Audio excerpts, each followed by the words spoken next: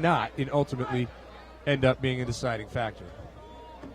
Yeah, both these guys coming out of, and Batara coming out hard. These guys are trading right away, working into the clinch. Both these guys coming out of fantastic gyms. Expect big things from both these ladies in the 105-pound division here at Fusion Fight League. And Batara's got her up against the edge of the cage. Now they rotate and switch positions. Into the corner goes Batara, trying to get flipped around so she can start to land some shots to the body. She did get a few knees in early. We'll see whether or not she can do some more damage. The much more solid fighter. Oh, and Haga working around to the back here. Working around to the back after that throw. She did get thrown to the ground with the head and arm, but you do give up your back in that transition. You got to watch out for that. So she's working around to the back, and she has it. Celine Haga taking the back of Kyra Batara. Working in that choke, but Batara's keeping her chin down, trying to defend. Trying to reach up there and get a couple of shots in while she is in a somewhat compromised position. But the leg lock there for Haga, very, very difficult for Batara to get any decent shots in right now. Yes, this triangle, the body triangle from the back, as I said earlier, a very tough position, you know, robs you your lungs. Batara doing a great job at trying to work out, trying to take the top position, but she's got to watch a triangle coming out of here.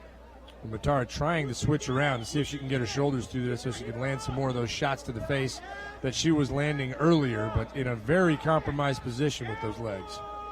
And here she is in a kind of a strange reverse triangle, inverted triangle here.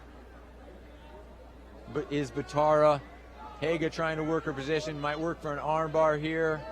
That's what it looks like. Yeah, it looks like Batara, or Haga rather, is trying to get a hold of that arm and see if she can't get her into an armbar. The problem is there that her feet were clasped, but now she's escaped. And Batara's starting to pour on, but big up kicks coming from Haga.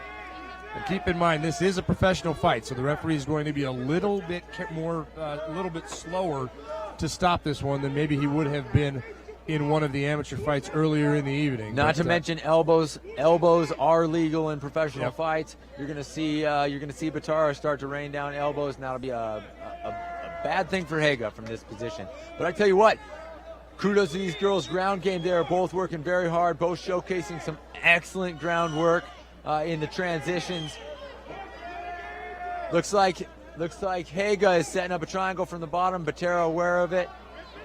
And Batara looking to the side of the ring over there, trying to get some coaching as Wildman over there, helping out the out-of-area fighter. And one of the nice things about MMA, of course, is the camaraderie between the fighters when you're in the cage. Oh, Haga setting up a triangle here. She might have it. She's working to lock it up. She's going to be working to grab her shin and try to lock up that triangle. And both fighters content to be on the ground at the moment, though Batara not necessarily as much by choice. She's locking up this triangle, Dave. If she can underhook that left leg of Batara, Batara's going to be in big trouble here. This is a bad choke, and it's tight, and it's locked up. Batara's going to look to punch out. She's working to explode out, but she's in a bad situation here, Dave. And Haga also got a hold of that arm, trying to get her in an arm bar as well, so she's got her wrapped around the head with her legs. Batara trying to maneuver her way out of it, but this first round, I got to say, I think that first round has been pretty much all Haga. You know, she's excellent escape by Batara, fantastic technical, well-executed escape. But she's still missing her arm. Haga's still got a hold of her arm, I believe, and Haga trying to get her in a position where she can use that armbar and get this one over with, and we'll see whether or not she's able to get it done. The problem is the angle here. You have to hyperextend the arm for the armbar, and her arm is basically out from that position. You know, she'd have to roll it over from here. So she's working to take the back. I tell you what, this is that 10th Planet Brazilian Jiu-Jitsu coming through. Batara takes top position. And she does get out, and both fighters probably realizing coming towards the end of round number one, we've talked about it all night long, that if you're going to let anything go to the judges, you want to leave them with something positive from your round. And Batara lifting 10 seconds. Haga now off the ground, dropping her back down. But again, a pro fight, the referee is going to leave it to the fighters to tap out. Yeah, no, I tell you what, it's an excellent And transition. it's round one in this pro co-main event presented by the Vegas Hotel. Excellent transitions from both these ladies, Dave. I would give this round to Celine Haga having that triangle. She had her in a very, very precarious, very dangerous position. A fantastic job by Kyra Batara escaping that triangle, working to take top position and transition herself out for the end of that round and end it with an exclamation mark on top with some slams on top. Tough to call, but I would give that to Haga for the danger in that triangle. We'll see how they adjust for the second round here. Always difficult to tell, though, because Batara was impressive at both ends. She came out real fast out of the gate. Without a doubt. Landed some good shots early on in the round, and she was basically tied up most of the first round, but then was able to get out again at the end, and once again had a little bit of a flurry towards the end of the round as well. So a difficult round to score, I would imagine, because certainly Haga was dominant in the middle, but Batara better on both ends. And a shout out to Fusion Fight League for putting together a fantastic matchup for the fans here. These guys are fighting. These guys are transitioning well. This is an awesome fight for real MMA fans. This is a great, technically executed fight, a great fight for women's MMA, and a great fight for Fusion Fight League here. Here's round two. And both these fighters are ready to go, Dave. Neither one of them look any worse for the wear. Neither one of them look like they have any intentions on quitting anytime soon. And some colorful uniforms. Oh, the big right! Big right from Batara. Haga works knees up the center from the clinch.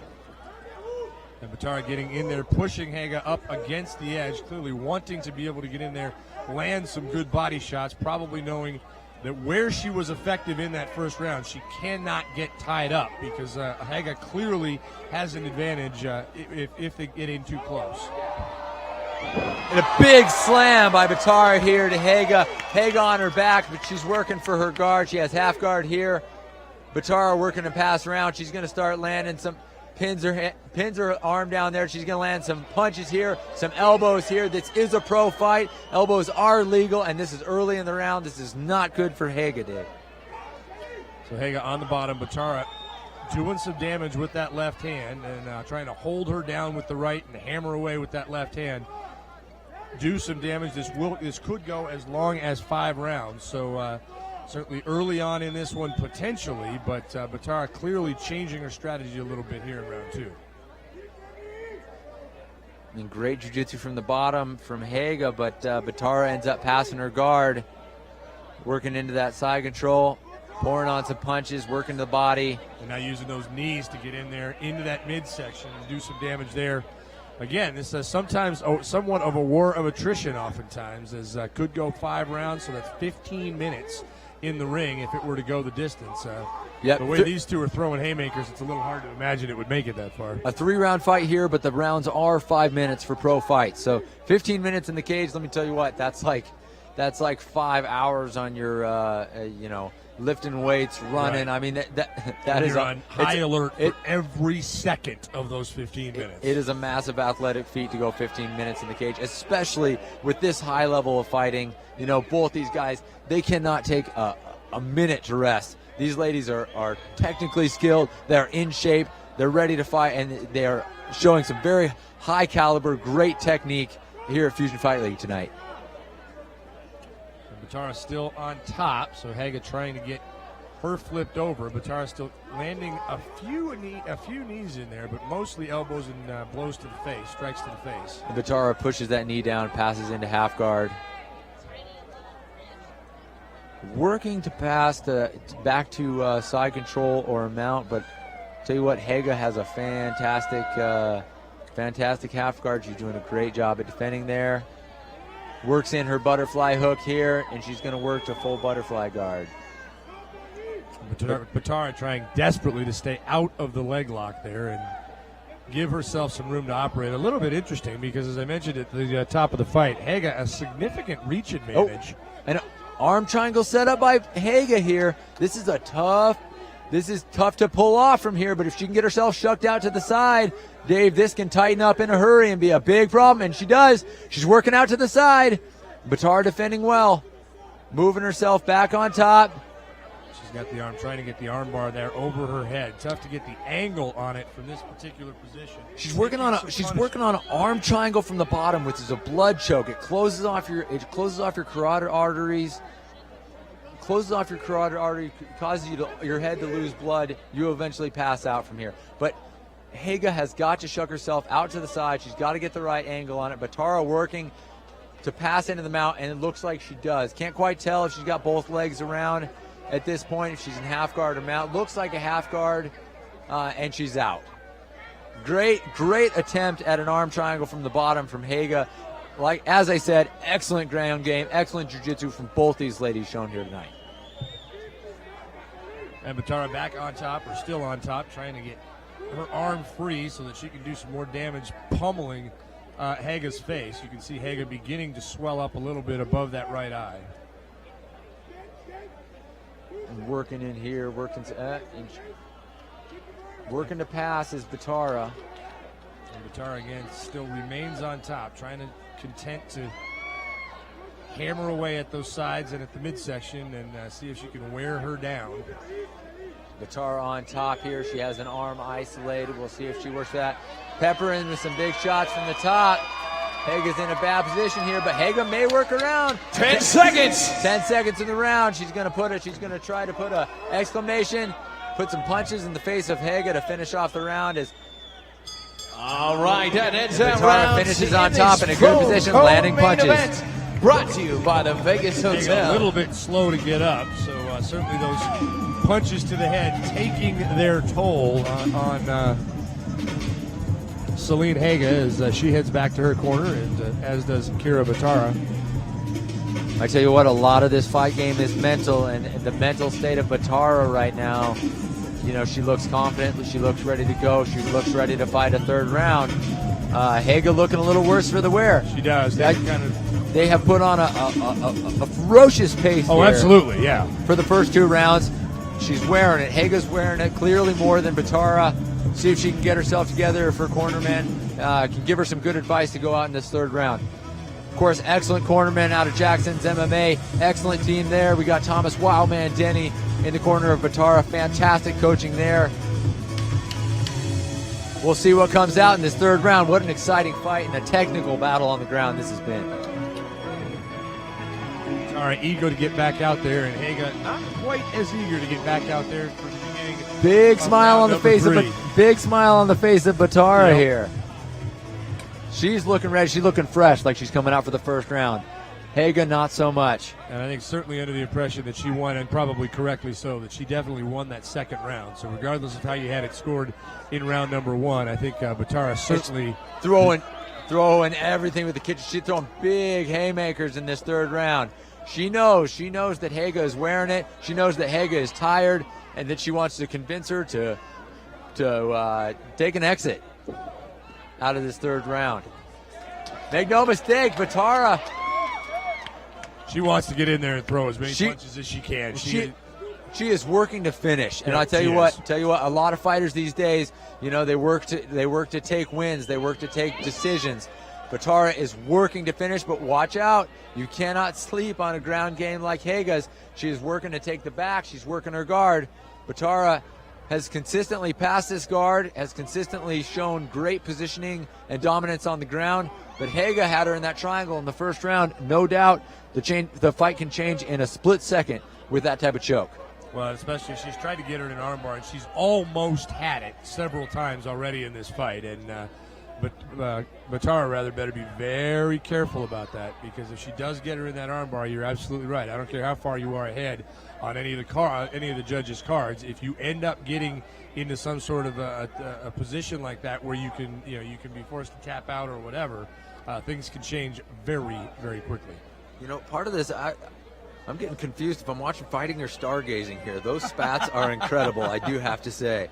Batara working the top position. Both these ladies showing some excellent style with their outfits tonight, but Batara showing some great style on the ground, keeping this top position, landing some shots, and working to pass the guard of Haga here. When you wonder how much, on the judges' card, she's not doing a whole lot of damage. She's not landing any real big shots for the most part, as far as Batara is concerned. However, she is certainly dominating the fight in terms of, you know, forcing the issue and making Haga, not allowing Haga to do what she wants to do.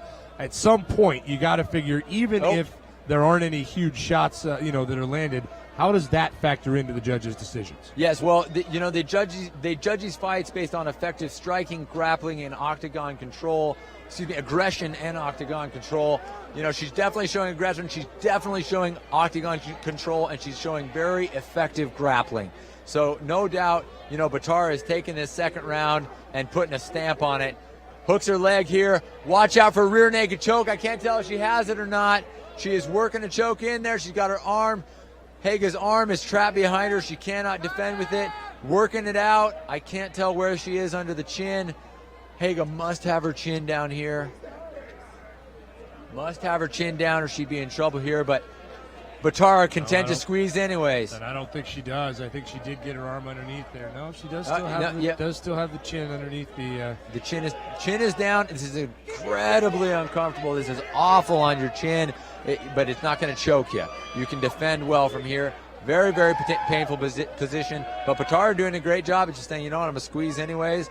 I know it's uncomfortable for you, and I'm just fine here. She's got to watch out to cross her legs in between Haga's legs. You can set up a footlock from there. And then she does get one of them in between, and so she's trying to bend her over backwards. However, she's lost the hold underneath Haga's legs there, and she's got to be very careful. Haga trying to get that arm in there and see if she can't, probably knowing she's not winning this round. She needs to do something impressive towards the end of this round in order to potentially pull it out or obviously possibly win the fight. As dominant as Batara has been on the ground, I can't say enough good things about Haga's ground game. She's defending very well. She's defending very technically. She's doing a great job. Both these ladies showing fantastic technique on the ground, and I for one am enjoying this fight very, very much. No question about it. And Batara still trying to get that chokehold and see if she can't get a submission. And she's working to get her right leg in as a second hook to maintain that back control. Watch for arm bar on Haga's right arm here. Watch for a possible Kimura here. She might slide off and try to finish this arm bar, and she's going for it. She's going for it, Dave. She might work to set up a Kimura from here. This is one of my favorite techniques, and this is gorgeous grappling here, gorgeous submission setup here. She is working for that Kimura. If she can pop that hand out of Haga's body 10 seconds. Here. Only 10 seconds to do it. These guys are working. She works for it. Batara working. Haga defending well. And we're going to the judges' scorecards for this one. Fantastic fight from both these ladies. Great effort by both fighters, no question about it. And incredible ground game, incredible transitions, great technique from both these fighters. Batara very confident coming out. She's confident that she has earned it on the judges' scorecards. But both these ladies should hold their head up high. Fantastic fights. I loved it. The crowd loved it. If you didn't like that fight, then you shouldn't be watching MMA. Yeah, you need to come take a class from me. Go to if you're in Billings here, go to the Grindhouse. Talk to Will Grindhauser. He will show you a little bit about Brazilian Jiu-Jitsu. You will be impressed, and then you need to go back and watch this fight again. Fantastic technical fight, technical ground battle from both these ladies. I'm impressed. They should both hold their heads up high. Very nice job from both these ladies. Let's get our fighters to the center of the cage here, if we could, please. This fight, again, brought to you by the Vegas Hotel, a co-main event tonight. Your winner by unanimous decision out of the red corner, Kyra Batara.